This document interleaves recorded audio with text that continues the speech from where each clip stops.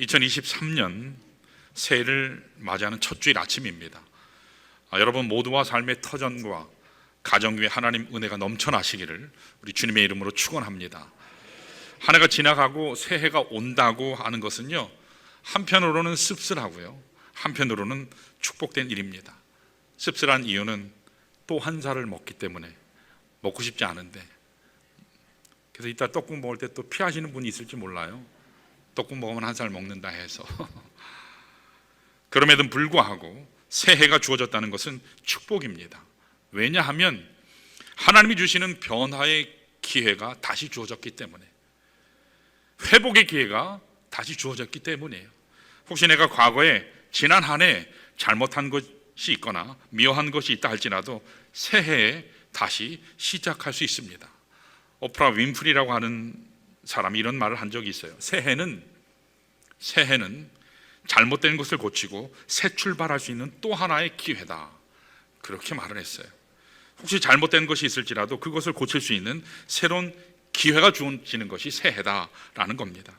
자, 이런 의미에서 과거에 작년에 우리의 삶이 어떠했든지, 성공했던 실패했던, 잘못된 부분이 있던, 초한 부분이 있던 상관하지 아니하고 우리는 새로운 마음으로 새 출발을 해야 합니다.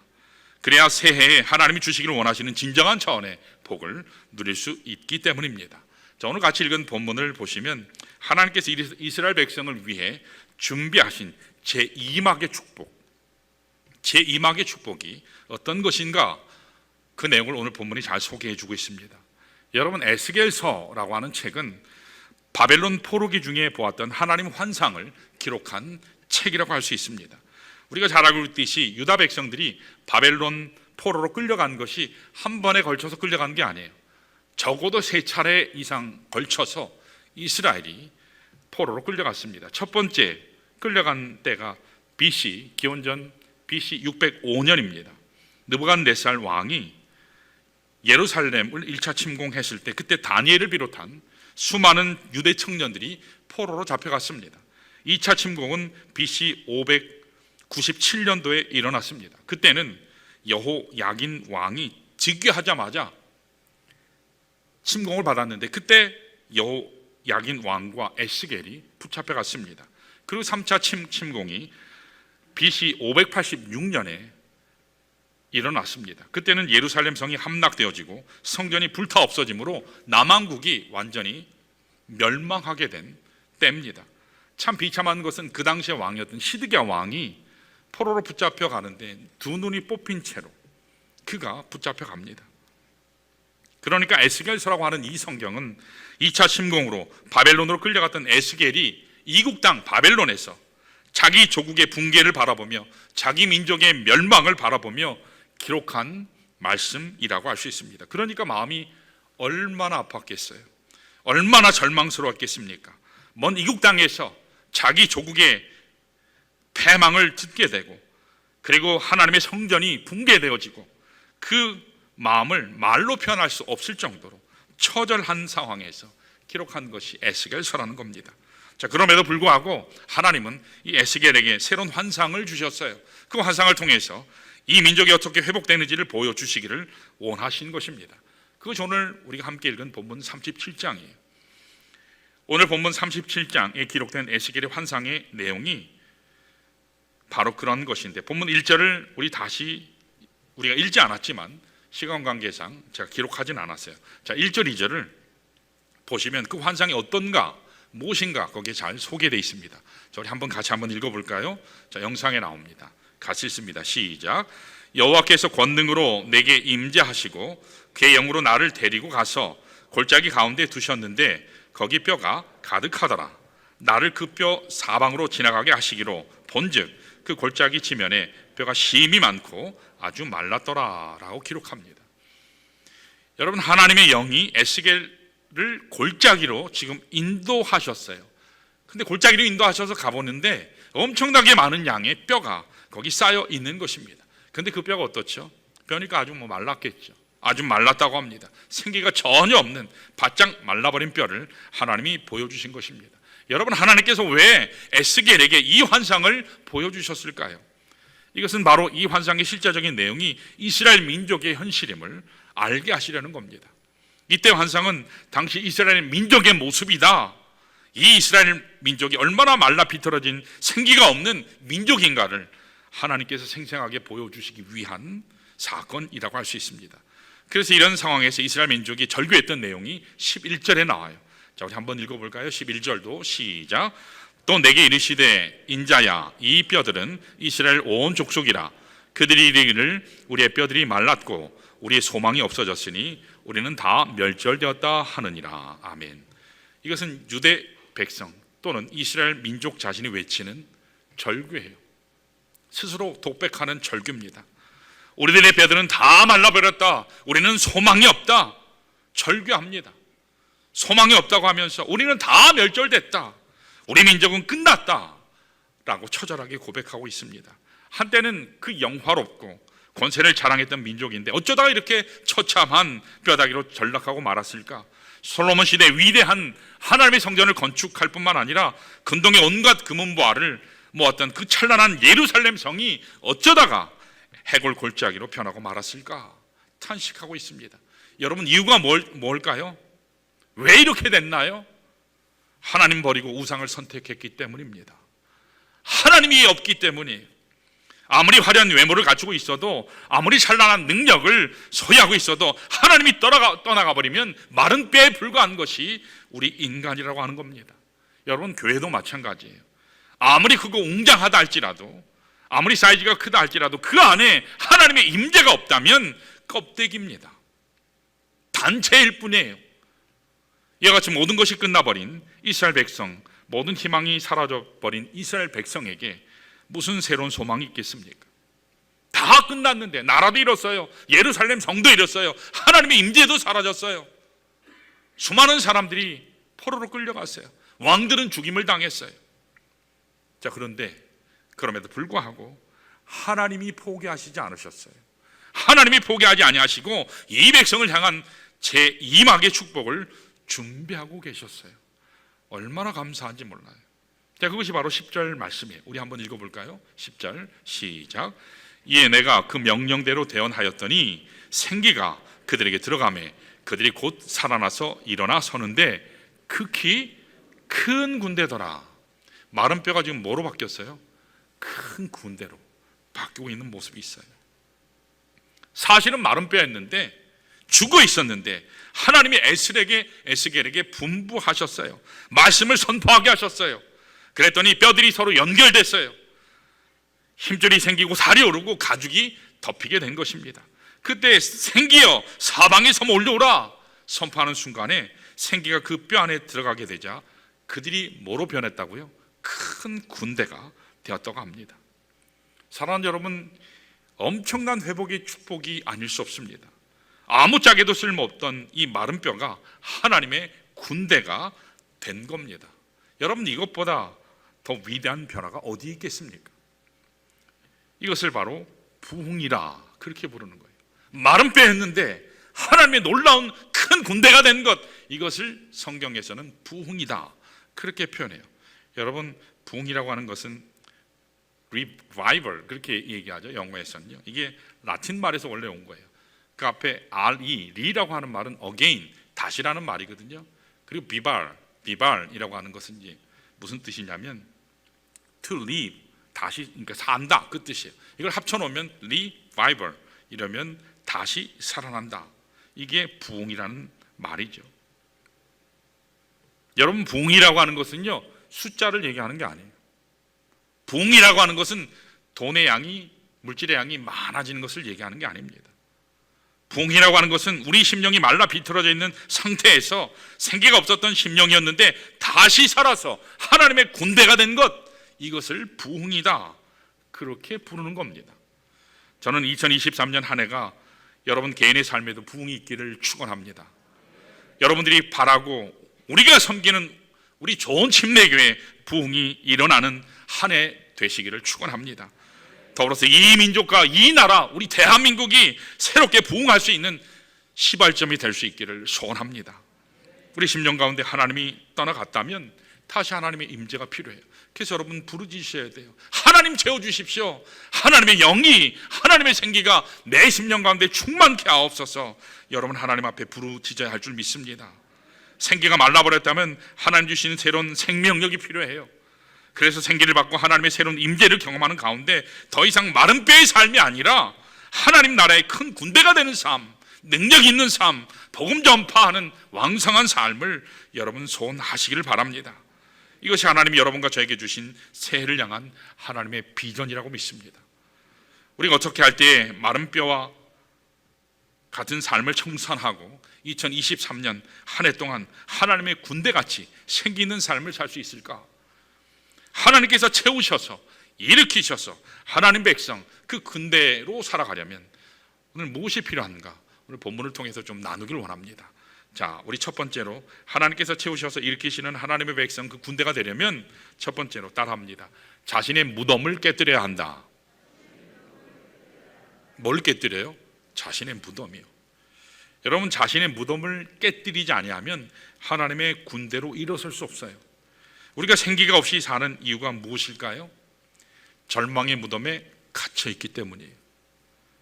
여러분 무덤이라고 하는 것은 죽음의 장소예요.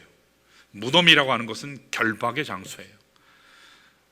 우리의 삶이 왜 무덤에 갇히게 되었을까요? 왜 우리의 삶이 밝고 빛나야 되는데 왜 캄캄한 무덤 가운데 갇히게 됐을까요? 근본 이유는 죄 때문이에요. 죄 때문이에요. 죄의 삭은 사망이죠. 죄 때문이에요. 우리가 죄를 짓는 그 순간에 우리는 결박당하게 되는 거예요. 우리가 죄를 범하면 결박당하게 돼 있어요. 사망과 죽음의 권세 앞에 눌려요. 무덤에 갇히게 되는 것입니다. 오늘 본문에 기록된 이스라엘 백성의 경우는 그들의 범죄함과 죄악 때문에 바벨론이라고 하는 무덤에, 죄악의 무덤에, 그 사슬에 이렇게 묶이게 되는 것을 보게 돼요.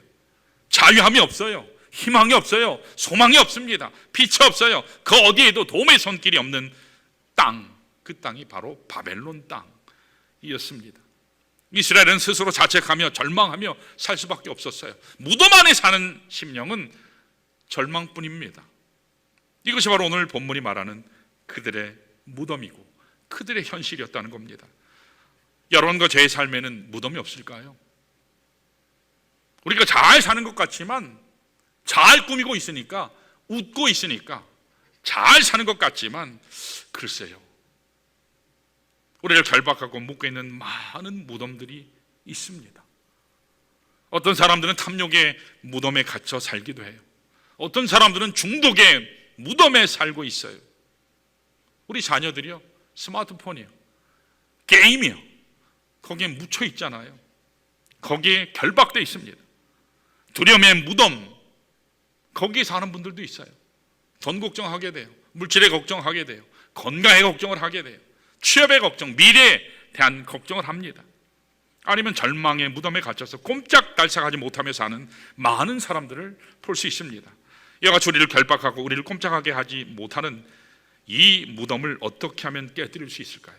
여러분 노력하면 깨지든가요? 그건 잠깐 그런 것 같이 느껴질 뿐이에요. 우리의 힘으로 되나요? 우리의 노력으로 되든가요? 이 무덤을 어떻게 하면 깨뜨릴 수 있을까요? 우리 스스로는 절대로 불가능합니다. 자, 다 같이 우리 12절을 볼까요? 이 무덤을 깰 수 있는 근본 능력자가 누군가 11절이 말씀합니다. 자, 같이 읽습니다. 시작. 그러므로 너는 대언하여 그들에게 이르기를 주 여호와께서 이같이 말씀하시기를 내 백성들아 내가 너희 무덤을 열고 너희로 거기서 나오게 하고 말씀했어요. 내 백성들아 내가 너희 무덤을 열고 너희로 거기서 나오게 하고 말씀하셨어요. 우리 13절도 계속 볼까요? 마찬가지예요. 13절에 시작. 내 백성들아 내가 너희 무덤을 열고 너희로 거기서 나오게 한즉 너희는 내가 여호와인 줄을 알리라. 여러분 여기에서 내가 무덤을 열고 거기에서 나오게 하리라. 거기 내가가 누구를 말하는 겁니까? 하나님을 얘기하는 거예요. 하나님이요.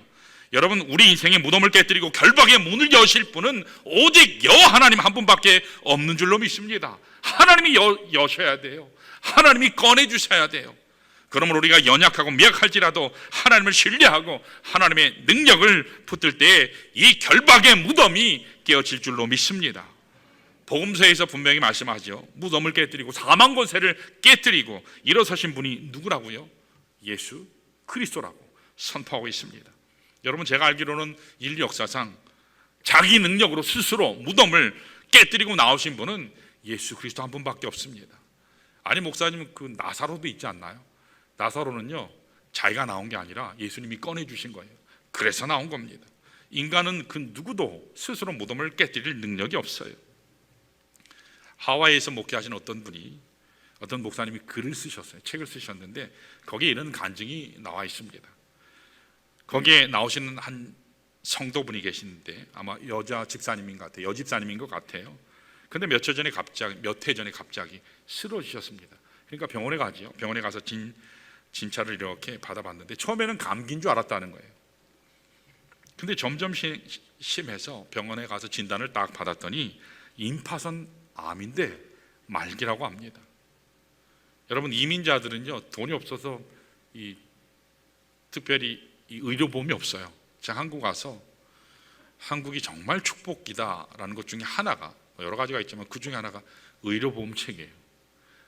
저도 의료보험이 없었어요. 목회를 제도할 때부터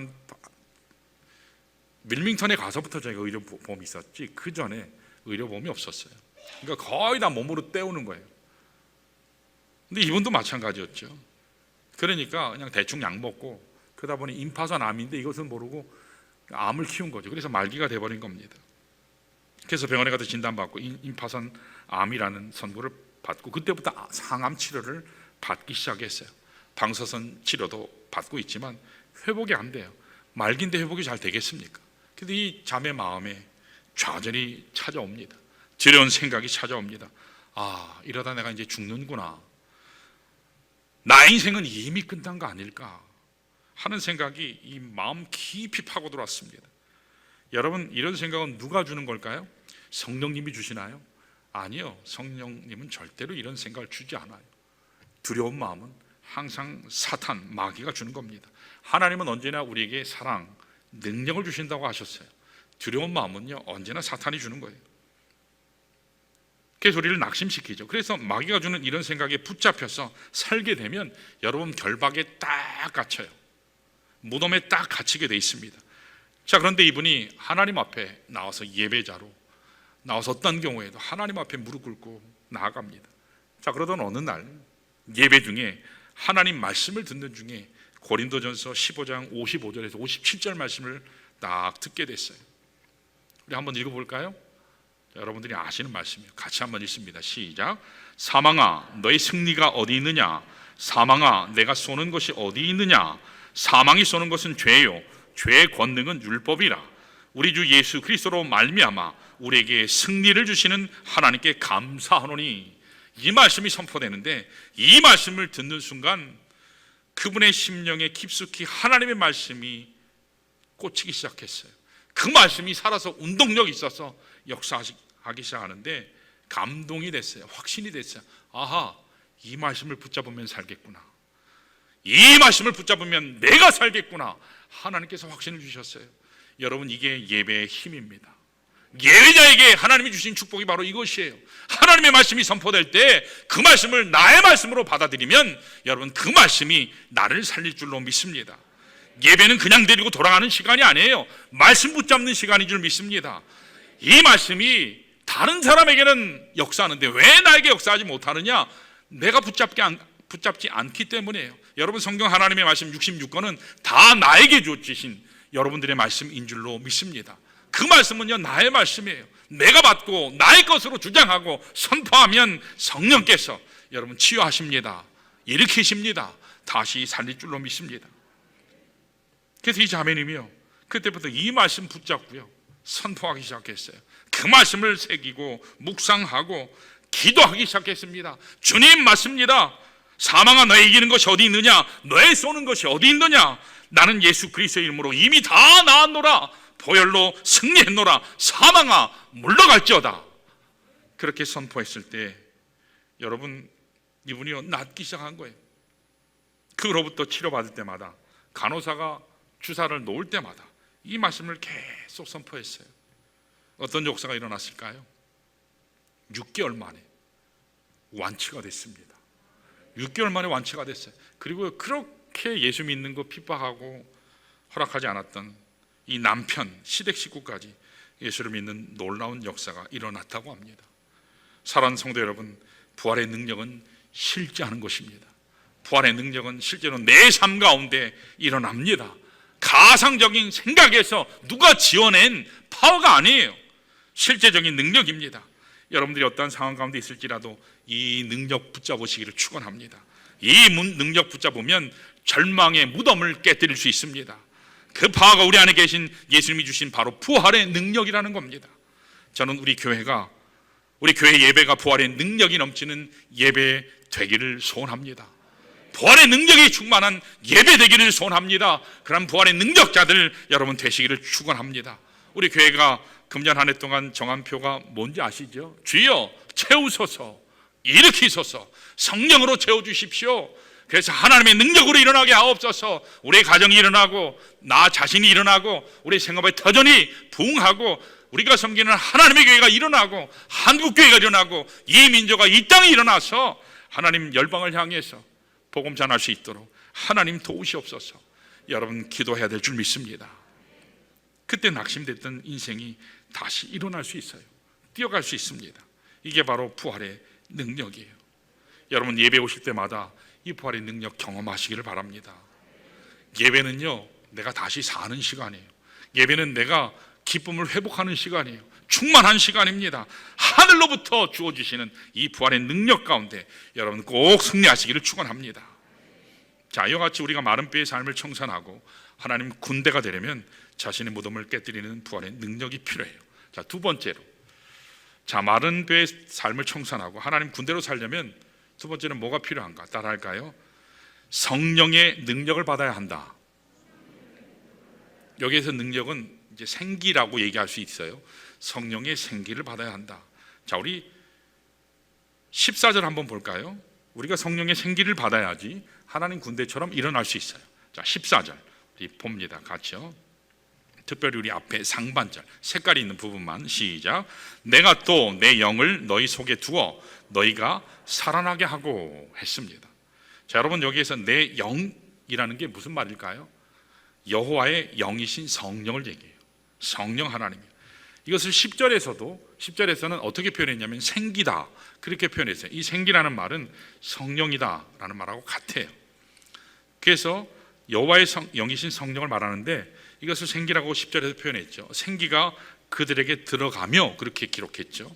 자, 그래서 하나님이 생기를 너에게 두고 살게 하셨다라는 말씀이나 내 영을 너희 속에 두고 살게 하겠다라는 말씀이 같은 말씀이에요. 자, 성령의 능력이라고 하는 것은 살리는 능력이에요. 성령의 능력은 생기를 부어주는 능력이에요. 여러분 성령의 능력을 사모하시길 바랍니다. 성령의 능력이 부어지면 내가 살아요. 성령의 능력이 부어지면 내가 생기가 넘치게 돼 있어요. 밝게 돼 있습니다. 웃음꽃이 넘치게 돼 있어요. 자, 새해 첫날부터 우리 인상 쓰는 게 아니라 웃어볼까요? 자, 옆에 있는 분들을 향해서 이 세상에서 가장 큰 내가 살아생전에 이렇게 밝게 웃을 수 없다. 눈웃음을 하면서 이렇게 한번 웃어보세요.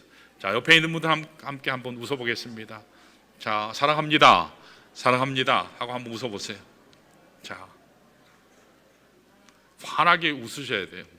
자, 우리 하나님의 말씀을 청종할 때 너무너무 감격스러워서 진지한 표정으로 말씀 들으시는 것도 중요하지만 너무너무 달다. 하나님의 말씀이 기가 막힙니다.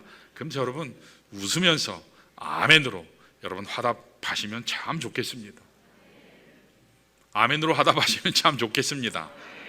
예, 여러분 여기 그래서 성령은 살리는 능력이고 생기를 부어주는 능력이에요. 자, 에스겔이 하나님의 명령을 예언했을 때 7절 8절을 보시면, 자, 우리 영상을 볼까요? 우리 같이 한번 읽습니다. 시작.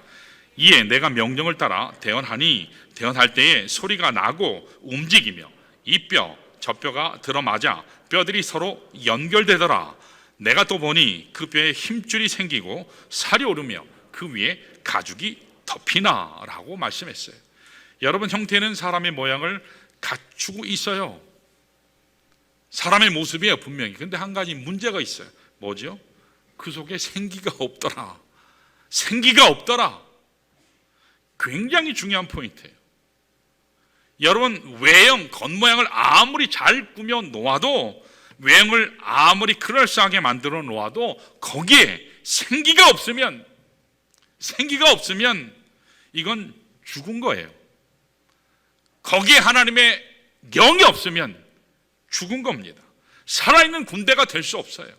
여러분, 성경에서 하나님의 백성을 가장 강력하게 표현하는 것이 군대라는 용어예요. 그리고 또 하나는 제자라는 말이에요. 저는 여기에서는 군대, 만군의 여호와, 그 아래에 있는 하나님의 백성은 하나님의 군대예요. 큰 군대예요. 겉멋만 든 군대가 아니에요. 생기가 있는 군대가 돼야 돼요. 여러분, 우리 한국은 참 대단해요. 이 넷플릭스가 와서 한국 드라마 만들어서 뭐 세계적으로 선풍을 일으켰죠. 이제 디즈니랜드사도 들어와가지고 또 그렇게 하고 있다고 들었어요. 넷플릭스에서 투자해서 만든 한국 드라마 중에 킹덤이라는 드라마가 있죠. 아마 보셨을까요? 끔찍해, 뭐 너무 무서워. 그러면서도 다 보잖아요. 우린요. 일종의 공포 영화예요. 좀비 영화라고 할 수 있습니다. 엄청난 인기를 누렸죠. 자, 거기 나오는 사람들 보면 움직이기는 움직이는데, 걸어다니기는 걸어다니는데, 어떤 사람들이죠? 죽은 사람들이에요. 죽은 사람들, 좀비가 걸어다니는 것입니다. 여러분, 좀비 만나면 어떠세요? 우리 가운데는 좀비가 있을까요, 없을까요? 있을까요, 없을까요? 좀비 있으면 섬찟하죠? 혐오스럽지 않겠습니까? 분명히 살아있는 것 같은데 실제는 죽어있는 존재, 그게 좀비예요. 저는 하나님의 교회에도 그런 영적 좀비가 있지 않나 생각이 돼요. 분명히 살았다고 말은 하는데 그 안에 성령이 없어요. 그 안에 생기가 없어요. 그 안에 항상 불평만 해요. 그 안에 항상 두려움만 이야기해요. 항상 미래에 대해서 불확실한 것밖에 얘기하지 않아요. 오늘 본문에 기록된 이스라엘의 모습이 바로 이와 같다는 겁니다. 분명히 외형은 국가적인 규모를 갖추고 있어요. 여러 가지 많은 시스템을 갖추고 있었지만 실상은 생기가 없는 말라 죽은 민족이에요. 이와 같은 죽은 민족을 살려낼 수 있는 유일한 길이 무엇일까요? 오늘 본문에 의하면 다시 성령의 생기를 받는 겁니다. 성령의 생기를 받는 거예요. 우리 심령 가운데 성령께서 다시 임재하시면 우리 안에 있던 모든 어둠의 권세가 떠나가는 것입니다. 절망의 사건이 떠나가게 돼 있어요. 우리를 지배하고 있던 악한 영들이 떠나갑니다. 그래서 밝고 빛난 인생으로 변화되는 것입니다. 사랑하는 성도 여러분, 오늘 우리에게 정말 필요한 것은요, 재력이 아니에요. 미래를 가늠하는 것이 아니에요. 지성이 아닙니다. 오늘 하나님의 교회에 정말 필요한 것은 기발한 프로그램이 아니에요. 기발한 시스템이 아니에요. 성령 받는 것인 줄로 믿습니다. 오늘 우리에게 필요한 것은 성령 받는 거예요. 성령 충만한 것입니다. 하나님의 영이 충만하면 여러분 다 해결될 줄로 믿습니다. 우리의 마음에 성령으로 가득 차면 여러분 기뻐할 수 있습니다. 성령으로 충만하면 기쁨이 넘치게 돼 있어요. 다른 것 아무것 없어도 기뻐할 수 있어요. 성령이 내 안에 충만하면 기뻐할 수 있습니다. 여러분, 성령이 나의 마음속에 가득 채워지면 찬송하게 돼 있습니다. 그 찬양이 파워풀하게 돼 있어요. 나의 환경이나 조건과 상관없이 찬양이 넘치게 돼 있습니다. 여러분, 성령이 나의 마음에 충만하면 은혜가 넘쳐요. 노래 부르며 감사할 수 있습니다. 하나님을 높이게 돼 있어요. 사랑하는 여러분, 오늘 우리 안에 혹시 우울증이 있나요? 성령이 내 안에 임재하시면 우울증이 떠나갈 줄로 믿습니다. 슬픔도 떠나갈 줄 믿습니다. 두려움도 떠나갈 줄 믿습니다. 나의 모든 염려, 걱정이 다 떠나갈 줄로 믿습니다. 이처럼 마른 뼈가 같았던 우리의 인생 일막의 실패를 경험했던 여러분과 제가 하나님이 준비하신 제2막의 축복, 이 군대같이 일어나는 축복을 누리려면 첫 번째 필요한 게 뭐라고요? 성령의 능력이에요. 첫 번째 필요한 게 부활의 능력이에요. 두 번째 필요한 게 성령의 능력입니다. 그래야 생기와 기쁨을 누리게 되는 겁니다.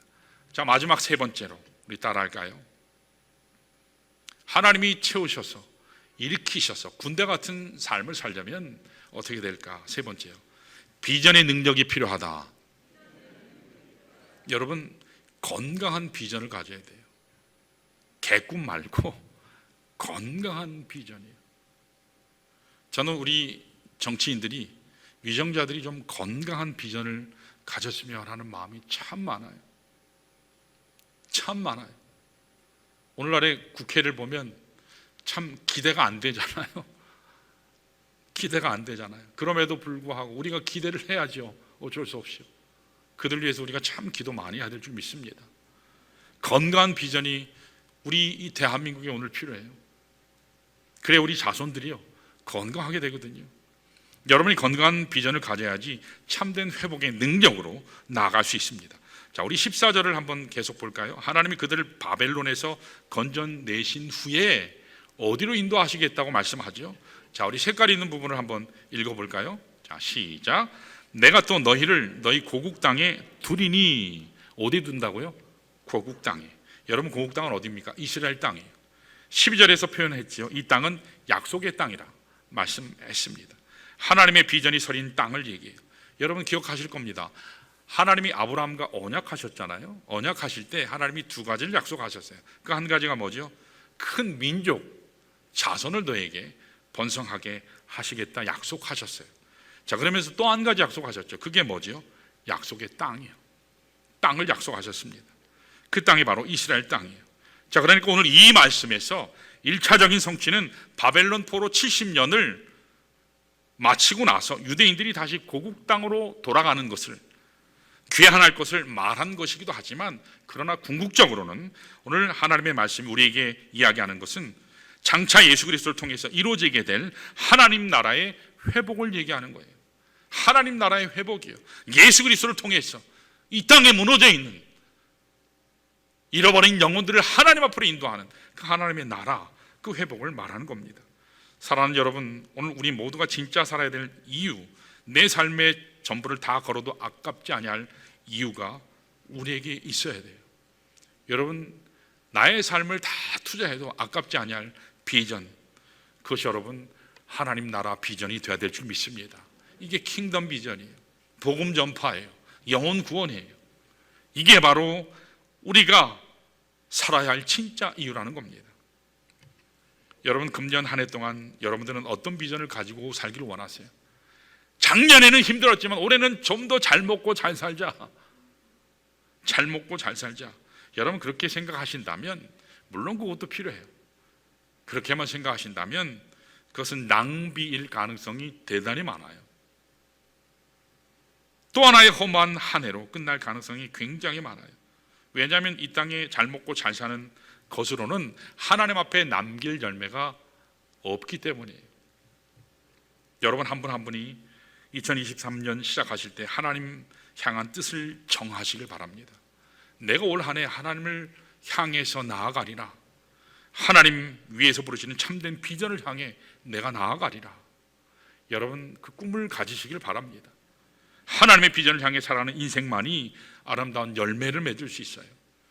여러분 20대가 지나고 30대가 지나고 40대가 지나고 50대가 지나고 그러면 죽을 날이 자꾸 가까워지요.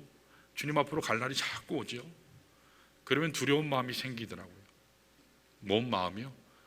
야, 내가 주님 앞에 가서 뭐라고 얘기해야 되나?